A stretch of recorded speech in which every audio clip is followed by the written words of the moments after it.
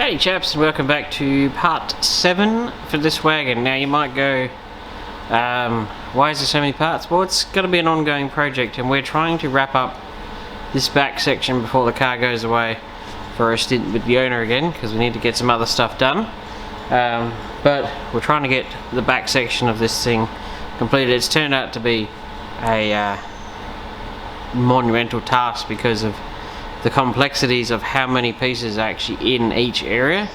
I haven't been filming mainly because I took a bit of a break from filming because I was pumping out the videos, and then I was like, filming just takes so long, and yeah, it just adds time to everything and energy, and you got to make sure you film things and make sure you don't miss things, and etc, etc. But it's been a while. The last video did well. The EJ video where I talked about the rust did spectacularly well. Can't believe that one.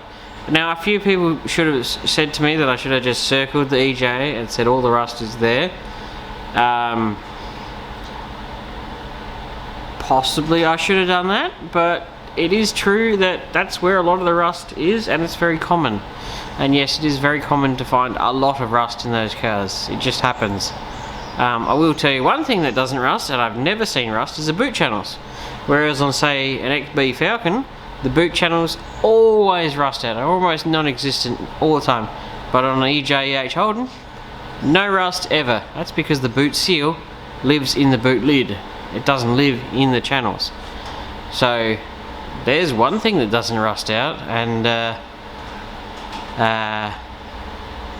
rarely do the roofs rust out ever. Gutters don't really rust out in them ever. So there's two areas that don't rust.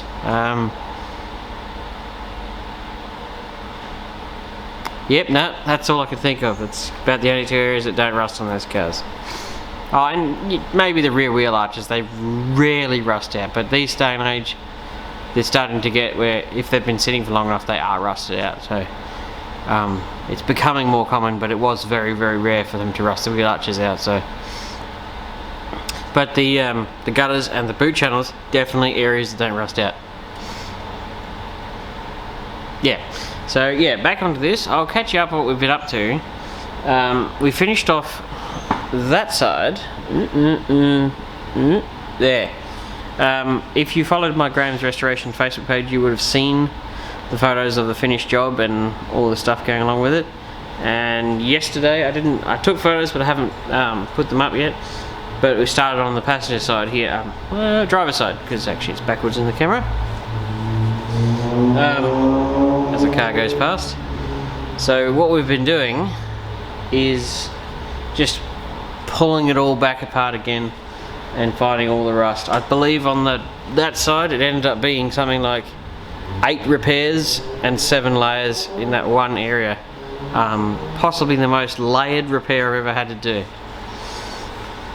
Whereas this one, I suspect, in some areas it's going to be better, in others it's going to be far worse. So it's just going to be luck of the draw, really. But yes, I'll show you a bit closer in a second.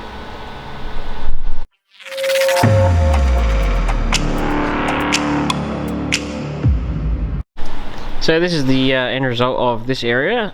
It's pre-bog and bodywork, so I mean, if that's what it looks metal finished, it's not too bad. It's not a bad starting point. So I ended up putting a lower section in here, which replaced this outer skin on the tail light, because it all had a big rust hole in here. I had to weld in there. I put a piece here, I put a piece here, put a piece on there, put a piece there, put a piece here, put a piece here, and had them all out and back in. So it ended up being horrendously layered and complicated and whatnot, but it's all done. And of course there is that filler panel that goes over the top of it all, that sort of comes up, goes across, and then goes up on a diagonal, and then comes up and goes across here. So there's actually another panel that's going to sit over the top of this whole shooting match when it's actually done. So I mean, at least that's what the bottom is. This is the new primer we've been using because we couldn't get the other stuff. So this stuff is actually pretty good. Covers really well, and it's a lovely olive colour. Just shameless product review. And we go back over this side, where this is where we went up to. So the other side had a hole, but a much bigger hole in it. That goes there, I reckon. So it actually looks pretty good in the top here. Look, it's even got the original E-coat and some paint that's wafted in there. But interestingly enough, when I took this out, I don't know where it went, but there was a big lump of lead that was just sitting comfortably in its little hole here. So I assume it was left over from when the factory did this, and it dribbled down and landed right there and rusted it out. And actually Falcon coops were pretty renowned for the same sort of thing, and it always happened on the, well, I guess you'd call it the dog leg area on a Falcon coop, the bit where the rear quarter kicks up and around the rear wheel arch. There's always a rust hole there because the lead from the roof dribbles down into that one spot. Well, that's what I found in my years with the coops. So what we're doing next is we're going to, unfortunately we can't do it as neatly as the other side, but we've got to get, how is that attached? I think it's just attached through here.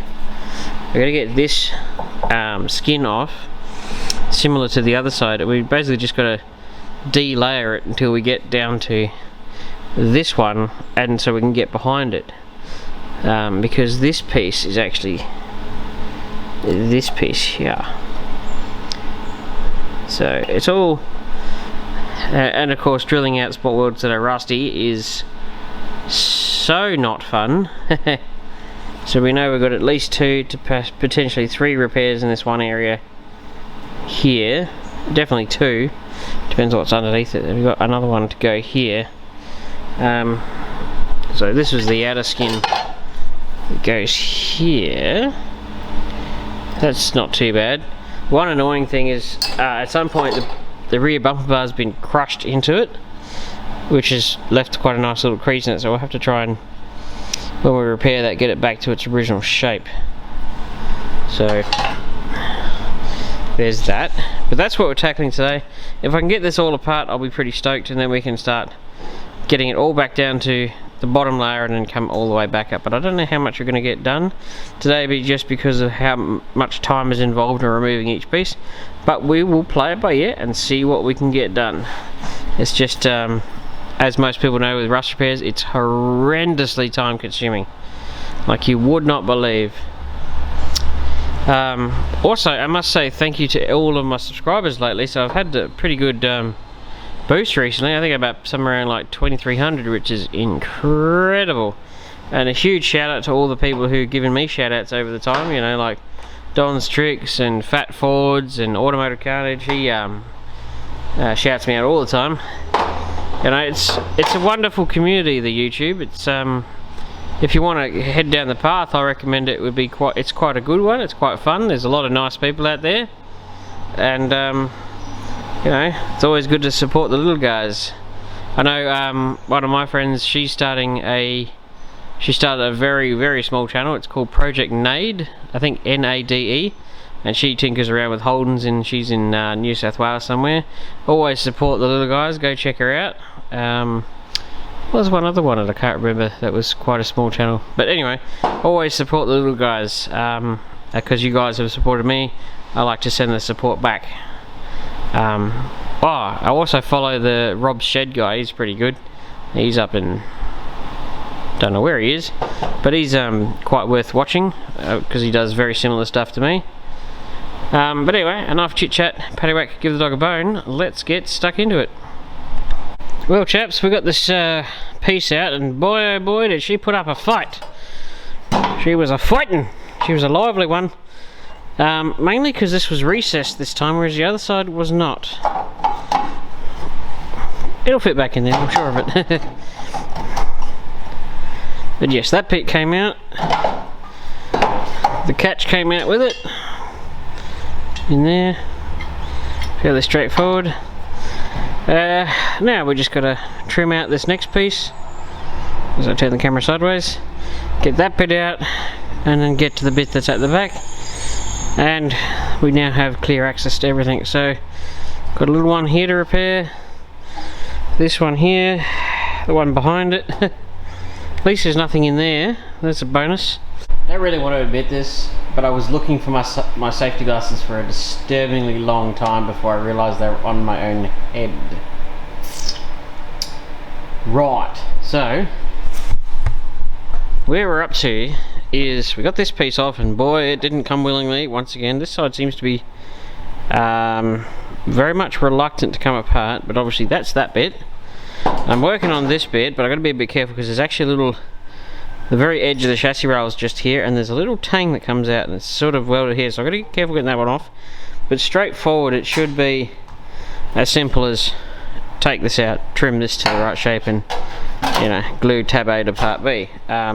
Couldn't be simpler. So what I would do, and what I'm going to do, is get this out and mark this against here. Just basically cut this down to this size and then glue it straight in.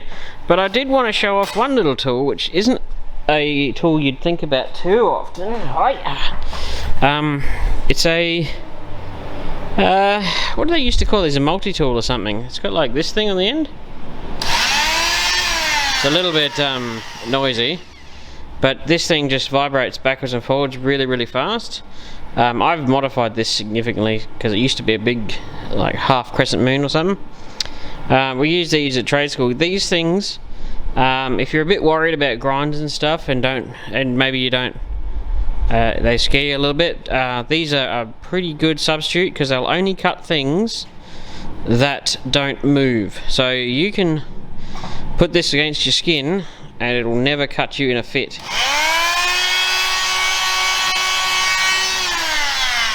But it will cut metal, as I was doing. This is not very good lighting, as I was doing just here. So if you want to do a fairly precise cut and deal with quite a bit of noise, because it is noisy, it will cut through steel, no worries. It would probably do it better if the blade wasn't, you know, 10 years old.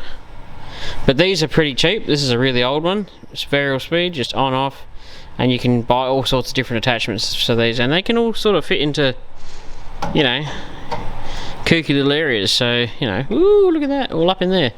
So if you are a bit worried about grinders and sparks and stuff, this is also a very good substitute for cutting steel. I will tell you that you won't be cutting it very quickly, but you can cut it, and it's a lot safer around stuff, because this thing, the reason it can't cut you is because your skin moves backwards and forwards. It'll only cut stuff that doesn't move. So it's actually a very safe tool. As you saw, I just jabbed it straight into my leg while it was running and nothing happened. So there's a tool for you if you want one. I got that from Bunnings, or Bunnings. I just call things by stupid names because I'm a little bit special. It's also plus 40 degrees in this workshop, so it's a little hot. I'm sweating from places I didn't know I could sweat. But yes, we'll get this piece out, trim it up, glue that, well, glue, I say glue, weld it back in, and then I'll tackle this piece, get this piece off, fix the piece below it, fix that piece, make the top, put that back on, and clean up this area, and then make this one, which will be less than fun because it didn't exactly come out willingly. So yeah, we'll just keep plodding along and keep catching up.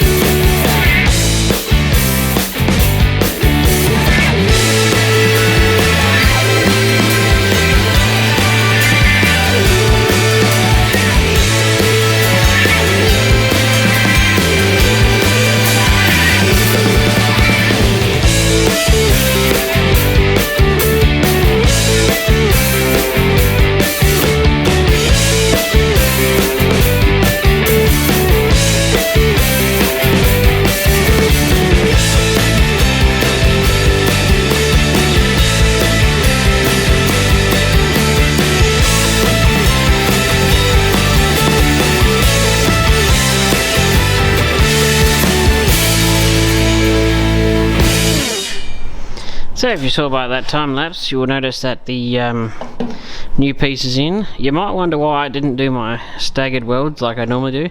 It's because this steel is much thicker. You don't have to worry about warpage as much because this steel is a bit thicker than panel steel.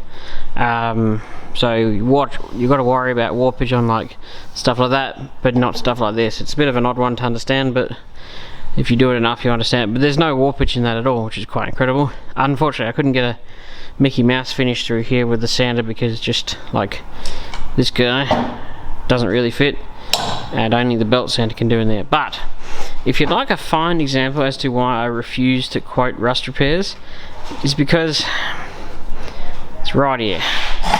See that the grey, which is the primer, that's where the rust was that I could see. This is fresh. I didn't see this until I took this top layer off, because that was perfectly hidden, and you couldn't see it from the bottom, but as soon as that came off, that just crumbled into a million pieces and it had a huge hole in it.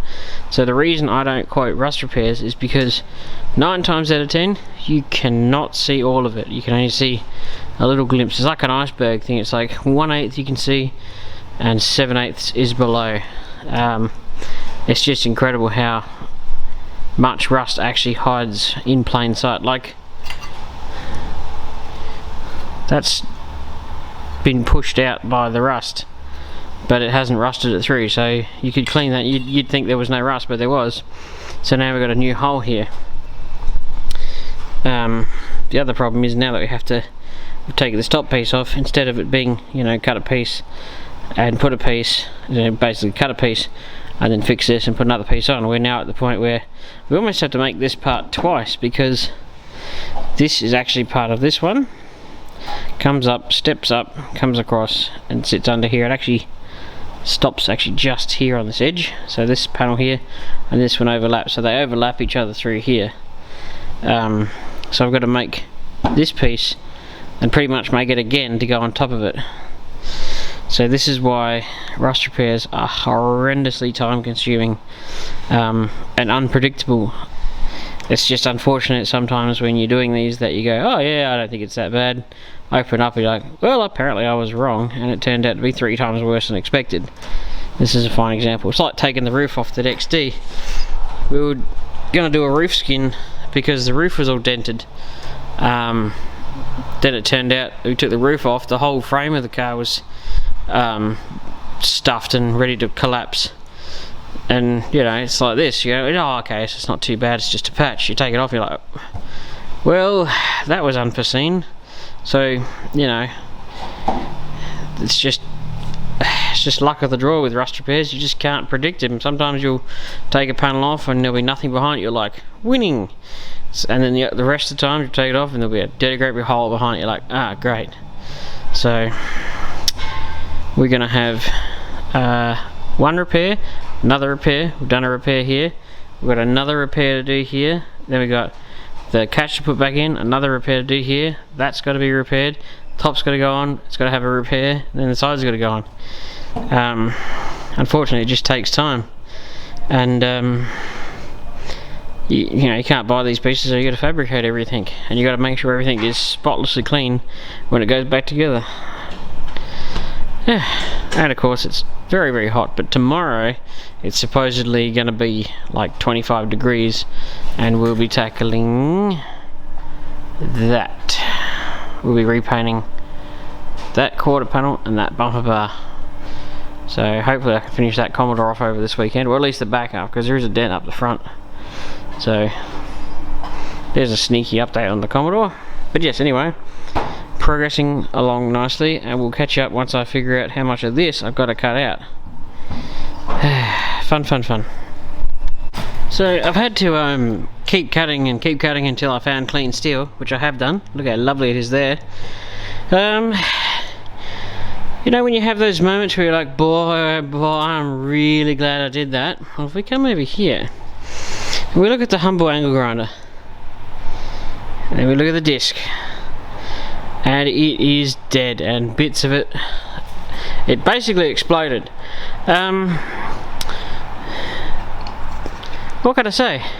But this is why we run shields on our tools.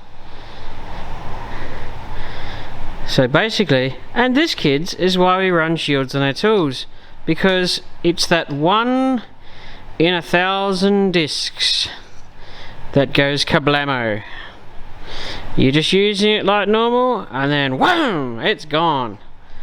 It didn't obviously explode spectacularly, but it shredded itself pretty good, and I didn't get hit by a single thing.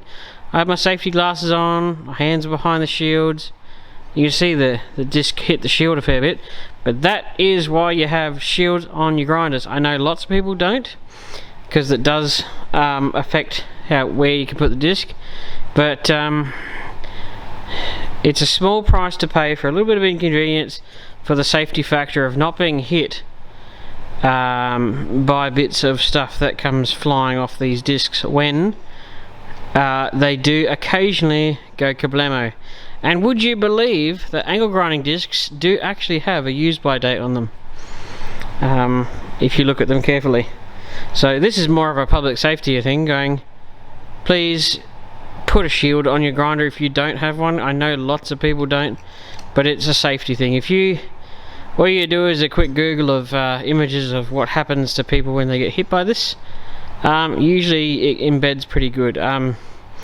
This stuff can even go through safety glasses. Usually it doesn't go all the way through, because it doesn't go through and kill you, but it'll certainly go through a lens under the right circumstances. So just be careful out there. I mean, I was lucky that I was just fine, but this stuff went everywhere. Luckily, one thing I do when I'm grinding, I'm actually never got much of my body in the path of the disc, if that makes sense. So if I'm grinding it, I'm like this, or I'm sort of at a right angle to it, so that say for this exact reason, when the disc does go kablamo, it's going this way, not this way. So just a couple of safety things. Just be careful out there, chaps, and always run a shield. But now back to the work.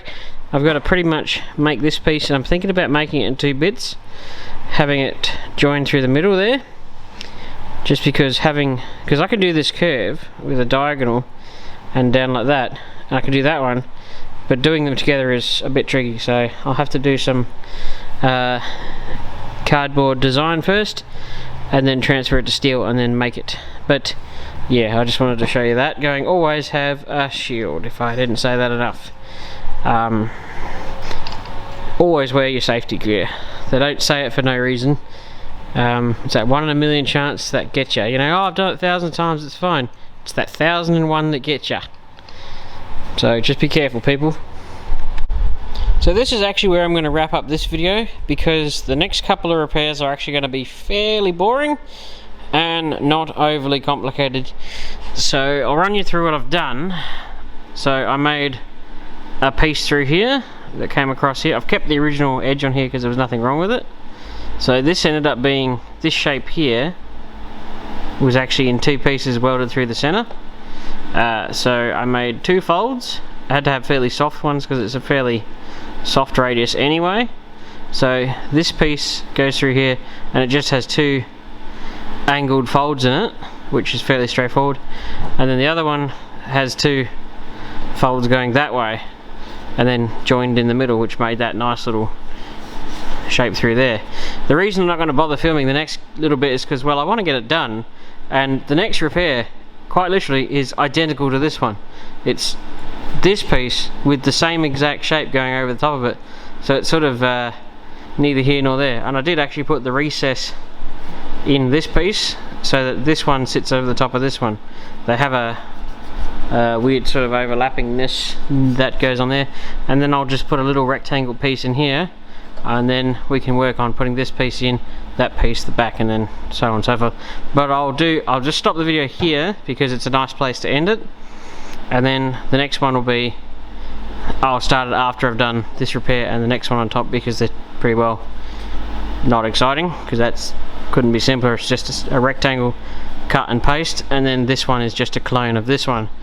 So, simple. and then we can do the next repair, which is start it here, put this one in, and then do the recessed bit in here with the bracket, and then we can do the next few bits, and then we can put, once the whole inside's done, we can put the top piece back on it. That's off been sandblasted because it's quicker and easier, plus it can be sandblasted while I'm still working the car, which technically means you're getting two lots of work done at the same time. But we are making good progress. We no longer have dirty great big holes through there. I'm going to copper spray that in a minute, and then keep carrying on. But there we go. I hope you've enjoyed this longer video. I hope it's not going to be miles too long, but stay tuned for more.